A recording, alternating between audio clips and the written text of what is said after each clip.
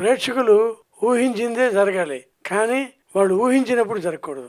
So Shri Vishnu గారి Mrutyunjay movie ఇప్పుడే చూసి వచ్చాను. ఇలాంటి సినిమాలు కావాలి మాకు. అనవసరంగా విష్ణు విన్యాసాలు అవన్నీ అవసరం లేదు మనకి. ఇట్లాంటి సినిమాలు చాలా నీట్ గా ఎక్కడ డీవియేట్ కాకుండా ఒక పాయింట్ పట్టుకొని 2 hours లో clean cinema, super cinema, edge of the seat moments చాలా పెట్టుకొని ఒక సీరియస్ సినిమా తీశారు. అది నాకు చాలా చాలా బాగా నచ్చింది. క్రైమ్ రిపోర్టర్ అవ్వాలనుకున్న హీరోకి ఒక చావు ఎదురైతే ఆ చావుకి ఆన్సర్ ఏంటని ఎదుగుతుంటూ పోతుంటే తీగలాగితే డొంక కదిలినట్టుగా అన్ని విషయాలు దొరుకుతా ఉంటాయి అన్నట్టు. సో వీటన్నిటిని ఎలా సాల్వ్ చేశాడని మెయిన్ సినిమా స్టోరీ.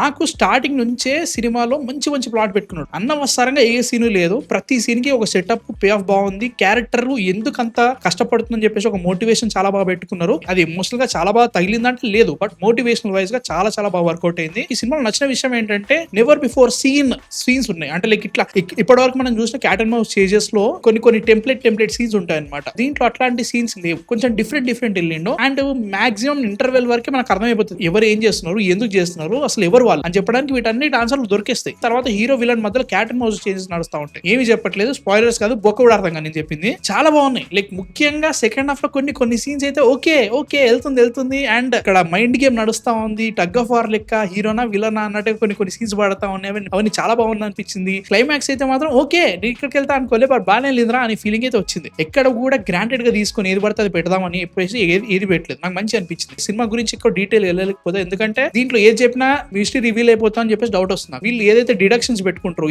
ఈ క్లూ ఇక్కడ ఉంది, ఆ క్లూ ఇక్కడ ఉంది అని చెప్పేసి, దీని తర్వాత కొన్ని సీన్స్ ఆ క్లూస్ వల్ల ఇంకా ముంగడికి వెళ్తాయి అనమాట. వాటన్నిటిని చాలా బాగా పెట్టుకున్నారు అనిపించింది. నాకు విపరీతంగా నచ్చిన సీన్స్ అయితే మాత్రం ఒకటి కీ ఉంటది, ఇంట్లోపలికి వెళ్ళాలి తాళము, అది సూపర్ అనిపించింది. క్లైమాక్స్ లో కూడా జరుగుతుంది, చాలా బాగుంది అనిపించింది. అండ్ న్యూస్ పేపర్ తో ఒకటి ఉంటుంది అన్నట్టు. ఇట్లాంటి కొత్త విషయాలు బాగుంది అనిపించినాయి. హైలైట్ ఏంటంటే ప్రతి 10 నిమిషాలకు ఒకటి కొంచెం డిఫరెంట్, అరే ఇదేదో డిఫరెంట్ వెళ్తుందా అనే ఫీలింగ్ అయితే గ్యారంటీగా వచ్చింది. దీనిలో నాకు మ్యూజిక్ కూడా చాలా బాగుంది అనిపించింది. లైక్ చాలా నీట్ గా పెట్టుకున్నారు. ఇక్కడ కూడా ఓవర్ ద టాప్ వెళ్ళలేదు. ఫస్ట్ హాఫ్ కొంచెం సో వెళ్ళిపోయింది అనమాట మ్యూజిక్ వైజ్ గా, బట్ సెకండ్ హాఫ్ లో మాత్రం మ్యూజిక్ ఇచ్చి పారదోపోయిండు.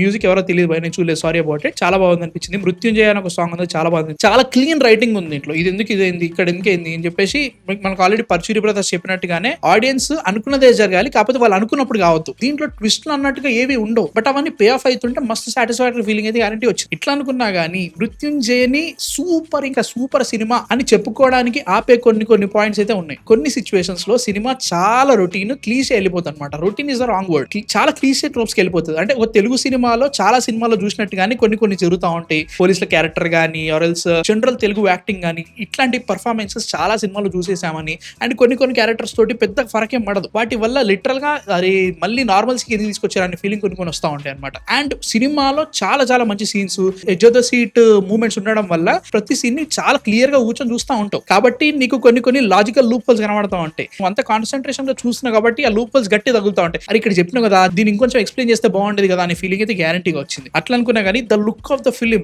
Is really average. ఇదే బడ్జెట్ లో మలయాళం వాళ్ళు చేస్తారు, కన్నడ వాళ్ళు చేస్తారు, తమిళ వాళ్ళు చేస్తారు, ఇట్లాంటి థ్రిల్లర్స్ చేస్తారు. బట్ వాళ్ళ లుక్, వాళ్ళ టెక్నికల్ ప్రావెస్ ఇంకా బెటర్ ఉంటాయి. ఐ థింక్ దీనికి కూడా అంతే బడ్జెట్ అయి ఉంటుంది. మేబీ 25% తక్కువ బడ్జెట్ అనుకున్నా కానీ టెక్నికల్ గా ఈ సినిమా చూస్తుంటే మాత్రం ఏందబ్బా అని ఫీలింగ్ అయితే వస్తుంది. రైటింగ్ అండ్ డైలాగ్స్ కొన్ని విషయాల్లో ఏంట్రా అని ఫీలింగ్ అయితే వస్తుంది అనమాట. నా biggest problem for any Telugu movie is dubbing. అన్న అక్కడ ఒకటి మాట్లాడేది ఒకటి ఉంటుంది, లిప్సింగ్ ఒకటి నడుస్తూ ఉంటది, ఇక్కడ డబ్బింగ్ ఒకటి జరుగుతూ ఉంటది. నాకు చిరాకులు వేస్తుంది. నాకు పర్సనల్ గా నిట్పికి అని చెప్పేస్తా. ఈ సినిమాలో నాకు అదే కొట్టింది. శ్రీ విష్ణు గారు ప్రతి సినిమాలో ఒకటి తేడా కొట్టేస్తుంది. కరెక్టే, ఆయనకు ఒక నేమ్ వచ్చేసింది డబ్బింగ్ తోటి ఆయన బెటర్ చేస్తానని చెప్పేసి. బట్ ఇట్లాంటి సినిమాల్లో నాకు చిరాకు కొట్టించింది అనమాట.